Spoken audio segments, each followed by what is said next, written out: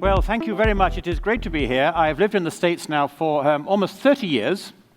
And I'll tell you a story about when I first moved. We first moved back then. I was out shopping in a supermarket, and the young woman at checkout was being very friendly and chatting. Americans are much more friendly than British people are in these contexts. And she could tell I didn't quite belong, and so she said, where are you from? And I said, I'm from Edinburgh in Scotland. I'm British. And she said, how long have you been here? Well, been here, as they say in Illinois. And I said, just a week. She said, your English is very good. Well, I hope my English is still in reasonable order, despite 27 years in that part of the world.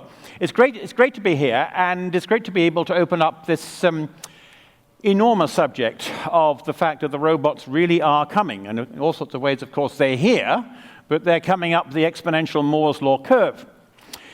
I'm going to focus mainly what I'm saying now on the question of robots and jobs, because this is one of the core areas where things really are going to be changing. And I got interested in this maybe almost 10 years ago when I had lunch with two lawyers in Silicon Valley. I run a think tank in DC. I ran a think tank in DC for the last 10 years, and I was out networking and looking for resources, partners, all the things you do when you run a nonprofit. And I got a connection with the two top people in one of the big law firms in the Valley. So we had lunch. They invited me to lunch in Palo Alto, which is the sort of intellectual, cultural center of the Valley. And over lunch, I wanted to talk about, my stuff. The senior partner opened the conversation. His colleague owned a vineyard. Everyone owns a vineyard out there, at least everyone who has resources. So he was ordering the wine from his own vineyard. And the senior partner began the conversation and said, the one thing I want to talk about is when we will get involved with a startup that creates jobs and doesn't destroy them. And as I said, well, you could knock me down with a chip. Shortly after that, I was at another event out in the Valley. Some of you know the name of Ray Kurzweil, or Kurzweil, big futurist, guru, inventor, I think rather crazy man, but always interesting, and his notion of the singularity, which is that at 2045 or something, the Moore's law curve goes vertical, and who knows what's going to happen.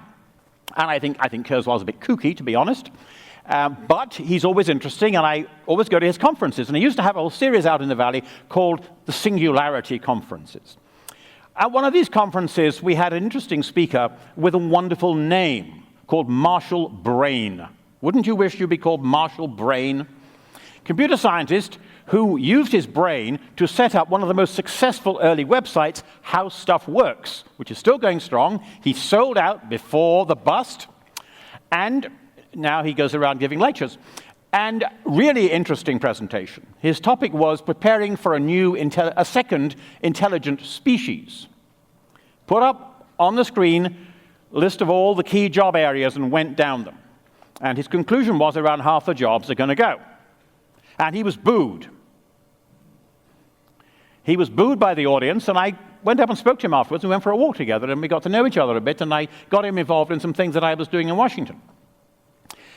Why is it our political leaders and our church leaders are not addressing the question of what's going to happen when, as is very likely, there are huge disruptions in our labor markets, and as is seriously possible, we end up with a fundamental shift among the factors of production from labor to capital.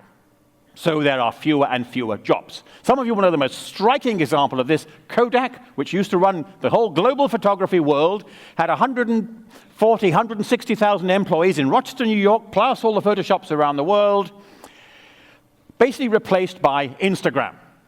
And when Facebook bought Instagram in 2012 for, I think it was $1 billion, it had around a dozen employees. Now, that's the sort of thing that sticks in your head. We don't really know. I wrote another book, a sort of more academic book about robots and jobs, and the view I took there is, this is a risk issue. We don't know. That's the problem. It may be there'll be new jobs for everybody. I'll be surprised. There'll certainly be huge disruption along the way. Why aren't our political leaders talking about this? Hardly a word has been said by any of them. However, there are mavericks, there are dissidents. If you see everyone agreeing about something you think they're wrong, you look out for the other voices. For example, on the right, in the US, Charles Moore, conservative intellectual, in the Wall Street Journal, he says, maybe this is going to happen. Larry Summers, on the left, former Obama Treasury official, he says, when he was at MIT as a student, all the smart kids thought the robots would not destroy the jobs. But he said, then you had the stupid Luddite people. He said, I now think the stupid Luddite people may be right. Bill Gates, always interesting. I'm no great fan of his company and his largely monopolistic control on our computers, but always interesting now. And he is very much engaged. He says governments will soon be pleading with companies to keep people in jobs rather than machines. Why is this not on the horizon? If it goes wrong, if we end up with full employment, which is a rather vague term for people who can get jobs, can generally, are able and looking for them can get jobs, that's what it means. It means people are happy in the economy because there are enough jobs. If full employment ends, if we have long-term growing unemployment, this is going to be the biggest shift to hit our culture since the beginning of the industrial economy. Why is no one thinking seriously about it? Well, I've been in number 10, I've been in Washington, I've made these points to various people, and not a lot has come in response because, of course, the fear of raising concerns of this kind about what could be happening in our culture. So, briefly, if this happens, the question is it heaven or is it hell? Is it that you wake up in the morning and you don't have to go to work? Well, wouldn't that be great?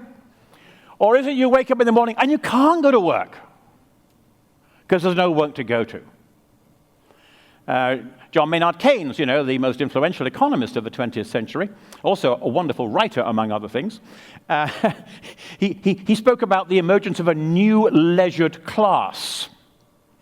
In other words, new long-term unemployed. And the issue, I think, is less providing money for such people, because governments always do that, not just because they want to be nice to people, not just because they want votes, but because, they make transfers, so you have demand in the economy. And the great thing is you give money to poorer people, they spend it quick. And this is just what you need if you want to stimulate the economy. So I'm not worried about basic income or whatever model you use there to fund this inactivity. Far greater question is what we're going to do. It's an existential question. It's a question which I think takes us to the heart of the meaning of life.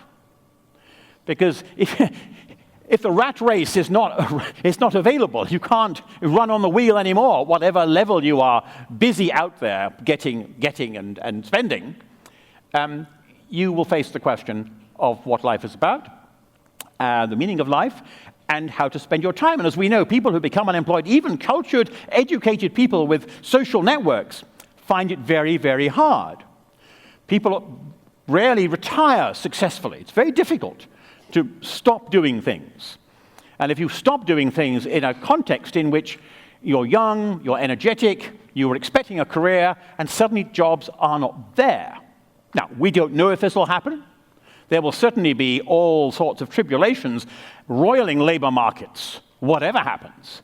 But if we end up with a net loss in the number of jobs available, well, a couple of questions for the church. What an opportunity.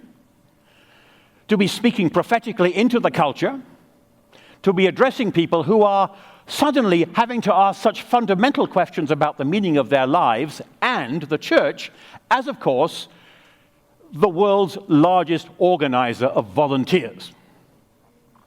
And many congregations, you have projects here using retired people and so on who have time during the day. This could become an enormous opportunity, an enormous challenge.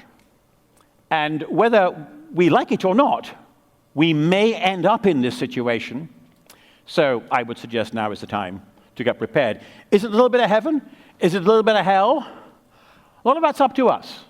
Getting our politicians prepared for these things, framing the issue for our people, and then being prepared for what we can do in our congregations at the grassroots. Thank you very much.